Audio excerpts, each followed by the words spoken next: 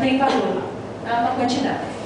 Os nossos colaboradores, os funcionários também comem. Então, as empresas, né, a empresa fornece a refeição. Então, nós calculamos 900 refeições dia, né, vezes R$3 que a gente gastaria de matéria-prima, a gente vai gastar R$2.700 em matéria-prima dia.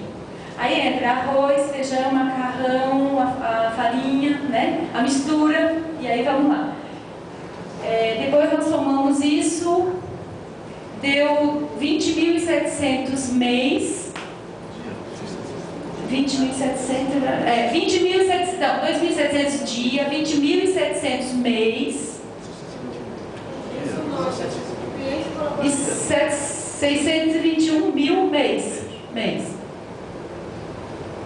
Nós fizemos um cálculo aqui de legumes, frutas e verduras. Nós gastaríamos em torno de 700 quilos dia, gastaríamos 22 mil quilos ou 22 toneladas, frutas, legumes e verduras mês. Peixe, cada pessoa comendo 300 gramas, 300 quilos dia, né, que a gente calcula quantas gramas cada pessoa comeria por dia.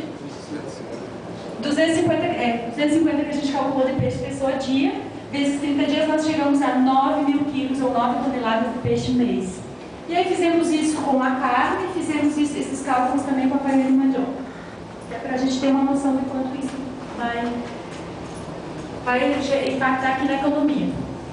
Agora, eu não sei se alguém da equipe gostaria de complementar alguma coisa. Então, eu pediria ao Dr. Alexandre que fizesse as inscrições, porque nós vamos ter um espaço agora de alguns minutos para as pessoas fazerem deixa a apresentação, Bessa, para ver se tem alguma dúvida, quer fazer alguma colocação, né, fazer alguma pergunta. Nós estamos aqui para responder a todas as dúvidas, todas as perguntas, né? O Dr. Alexandre é o nosso advogado, é o responsável da área jurídica, ele nos acompanha há 10 anos, então conhece todas as histórias e todo o histórico do pirata, pode responder com todos os detalhes. Dr. Alexandre. Gente, boa noite. Foi apresentado aqui o projeto para